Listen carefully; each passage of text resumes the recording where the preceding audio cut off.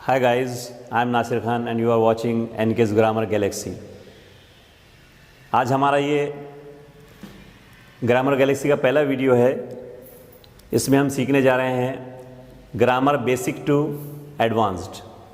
तो सबसे पहले दोस्तों I would like to tell that हमें ग्रामर सीखने से पहले 3 बातों का ख्याल रखना पड़ेगा and that is P, P and P.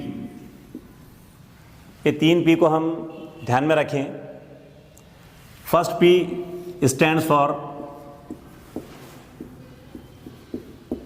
Practice, second P stands for patience and third P stands for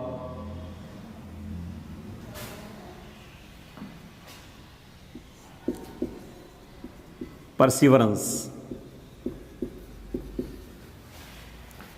If we keep these 3 P's in our mind, then we will be definitely learning English in an easy way।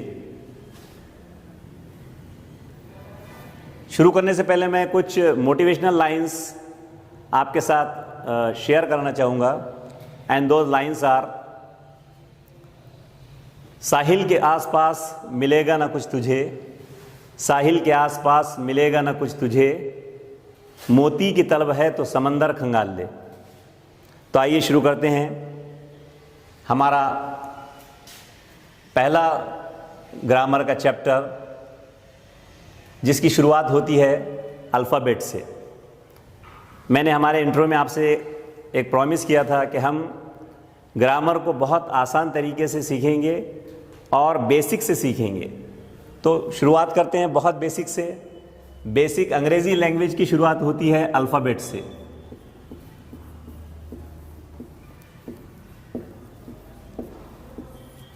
What is alphabet? Alphabet क्या है? Alphabet collection of 26 letters. आप सभी को पता है कितने letters होते हैं अल्फ़ाबेट में? 26 letters। There are 26 letters in alphabet A to Z। अब इन अल्फ़ाबेट्स में 5 लेटर्स ऐसे हैं: A, E, I, O and U। These 5 letters are very important। ये 5 लेटर बहुत इंपॉर्टेंट हैं। आप सभी को पता होगा, इन्हें हम ग्रामर में कहते हैं vowels. Vowels play an important role in formation of words। कोई भी वर्ड ऐसा नहीं है जिसको हम बगैर वावेल के लिख सकें। फॉर एग्जाम्पल मैं यहाँ पर लिख रहा हूँ पॉट। अब देखिए इसमें ओ वावेल आपको मिलेगा। मैं यहाँ पर लिख रहा हूँ आपको एलिफेंट। एलिफेंट में आपको वावेल्स ई और ए मिलेंगे। कोई भी वर्ड हम उठाकर देख लें तो विदाउट वावेल कोई वर्ड हम बना नहीं सकते। फिर भी कुछ वर्ड्स ऐसे हैं, आप में से बहुत सौ के जहन में आ रहा होगा: ट्राई, क्राई। अब ये वर्ड्स अगर आपके जहन में आते हैं, these words come in your mind, then you will think where are the vowels? Vowels कहाँ पर हैं? तो इसका आंसर ये है कि कुछ वर्ड्स ऐसे हैं जिनमें वावेल्स इन 5 में से तो कोई यूज नहीं होता, लेकिन एक लेटर यूज होता है। दैट लेटर इज वाई, जिसे हम कहते हैं semi vowel. This Y is called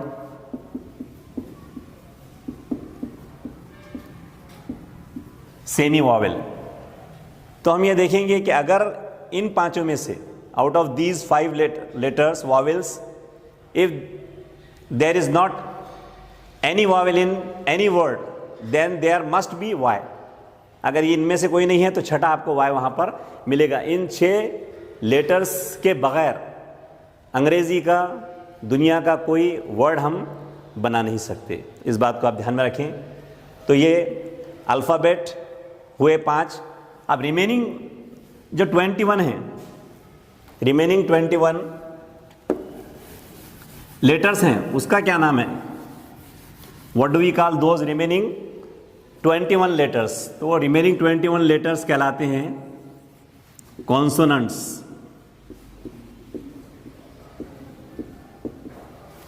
These remaining 21 letters are called consonants.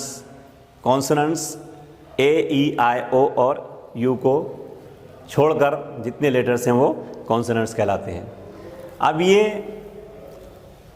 Alphabet के 26 लेटर्स वर्ड फॉर्म करते हैं। इन वर्ड फॉर्मेशन में जो वर्ड फॉर्म होते हैं वो वर्ड कहलाते हैं पार्ट्स ऑफ स्पीच, जो आज का हमारा पहला टॉपिक है। Let's begin parts of speech.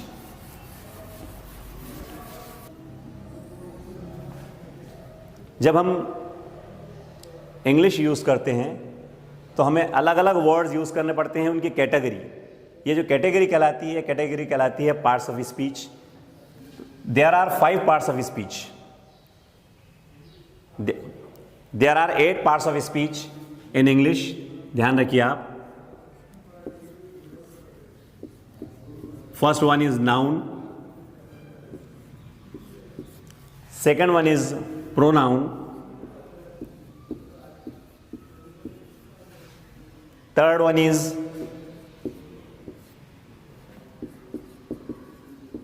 adjective, fourth one is adverb, fifth one is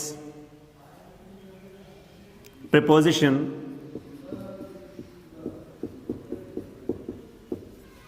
sixth one is conjunction, and seventh one is interjection. These are 8 parts of speech. अब हमने intro में आपसे एक बात कही थी कि we shall use mnemonics to learn grammar.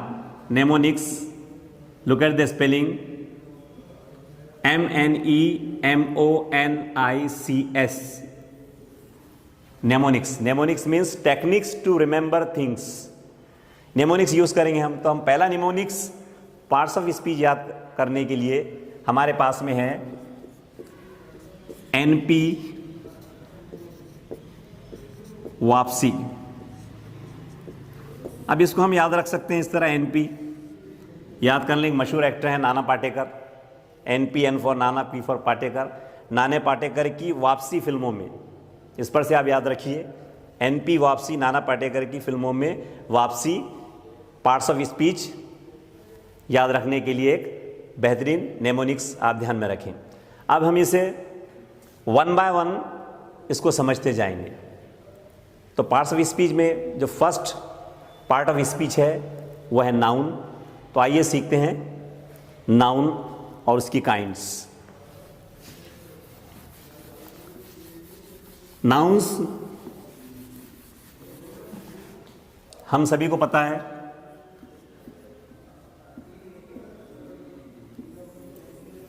Noun name of a place,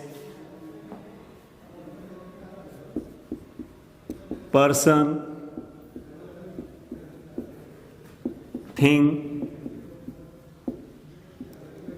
or an idea.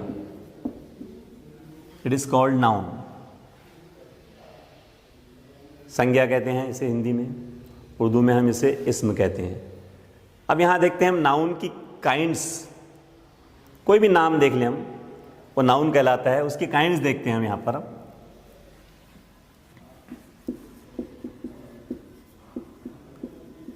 Kinds of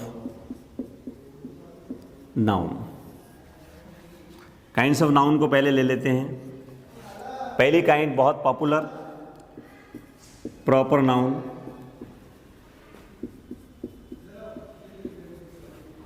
दूसरी kind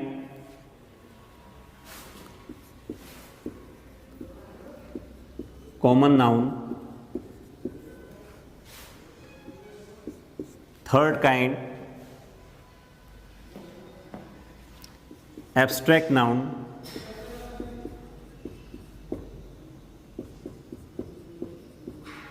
and fourth kind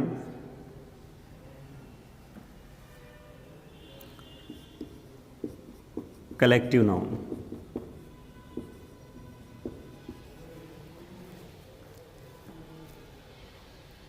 collective noun. यहां एक बात हम कर लें नेमोनिक्स के पॉइंट ऑफ व्यू से, तो पहले कलेक्टिव नाउन ले लें,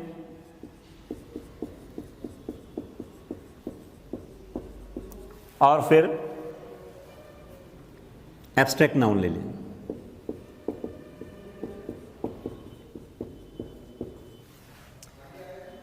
अब काइंड्स ऑफ नाउन याद करने के लिए हमें एक नेमोनिक्स का यूज़ हम कर सकते हैं। जहां नेमोनिक्स पॉसिबल है वहां नेमोनिक्स लेंगे हम। यहां पर देखिए दो वर्ड ले लेते हैं हम, पीसी, पीसी जिसे हम कहते हैं पर्सनल कंप्यूटर, देन सीए जिन्हें हम कहते हैं चार्टर्ड अकाउंटेंट। अब नेमोनिक्स कुछ इस तरह है कि सीए साहब ने पर्सनल कंप्यूटर लेकर आए हैं, सीए साहब चार्टर्ड अकाउंट, ताकि वो ग्रामर सीख सके, एनकेस ग्रामर गैलेक्सी पर। तो इस नेमोनिक्स के ज़रिए आप काइंड्स ऑफ नाउन को रिमेंबर कर सकते हैं, याद कर सकते हैं। अब हम इन नाउन्स को एलेबोरेट करेंगे, वन बाय वन सीखेंगे कि kinds of noun, proper noun क्या होता है, कॉमन नाउन क्या होता है, कलेक्टिव नाउन क्या होता है और एब्स्ट्रैक्ट नाउन क्या होता है। तो let's begin with proper noun. Let's begin with proper noun.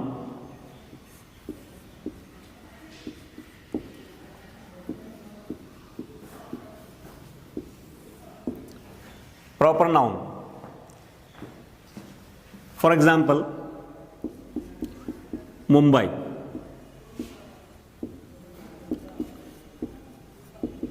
Raju,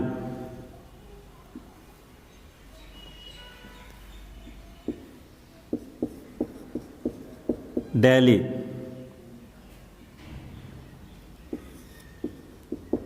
Orient, all these are proper nouns. Mumbai हम जानते हैं एक सिटी है, लेकिन सिटी को एक स्पेसिफिक नाम दे दिया गया है मुंबई, तब वो नाउन प्रॉपर हो गया। राजू एक बॉय है, उसे स्पेसिफिक नाम दिया गया राजू, प्रॉपर हो गया। दिल्ली हमारा कैपिटल है, स्पेसिफिक नाम दिया गया, दिल्ली हो गया। ओरिएंट एक फैन का नाम है, प्रॉपर नाउन हो गया। तो प्रॉपर नाउन स्पेसिफाइड नाउन्स होते हैं, उनके अपने ओन नेम्स होते हैं। Proper means own names, having their own names. Then common noun,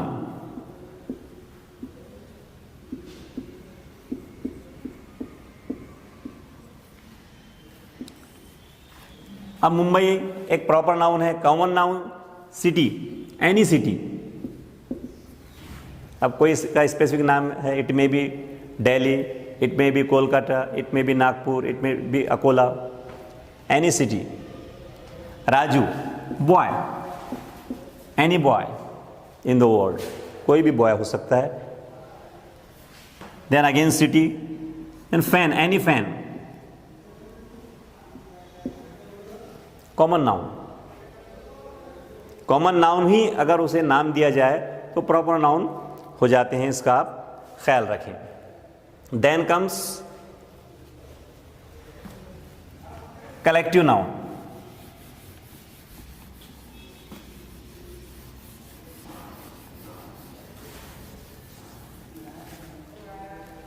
collective noun,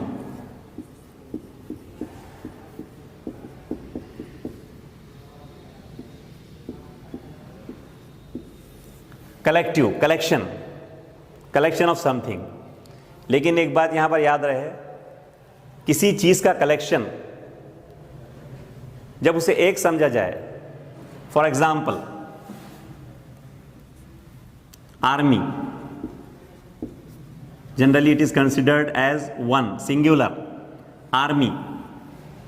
we know army, army is a collection of soldiers, army, army ध्यान रखें। Then it became collective noun.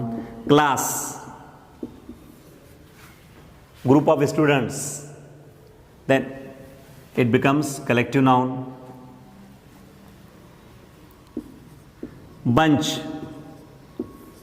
bunch of papers, papers का एक bunch हो जाए, it becomes collective noun. Team, group of players, it becomes collective noun.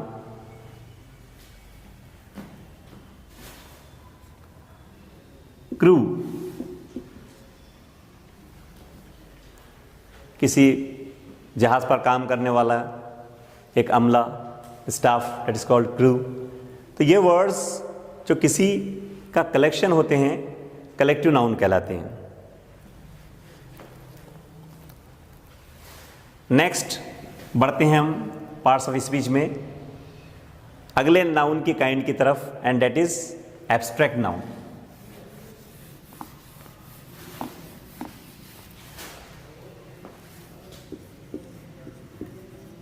Abstract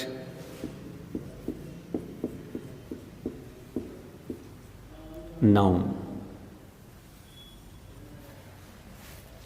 इसे समझना हमारे लिए ज़रूरी है. कुछ वर्ड्स इंग्लिश में, there are some words which are used in English. Those words for example kindness, cruelty, wisdom, honesty. These are some words. Can we see them with our eyes? Kindness, can it be seen? No, not at all. Kindness क्या हमारी आंखों से देखी जा सकती है? नहीं. Can it be touched? No. It can be felt only. इसको हम फील कर सकते हैं. इसलिए कुछ वर्ड्स ऐसे हैं जिनको ना हम टच कर सकते हैं, ना देख सकते हैं, बट फील कर सकते हैं. इस तरह के जितने भी नाउन्स हैं, all these nouns are called abstract nouns. ये ध्यान में रखें आप. बहुत सारे वर्ड्स आपको अंग्रेजी में मिलेंगे जो देखे नहीं जा सकते और जिनको हम टच नहीं कर सकते. Those are abstract nouns.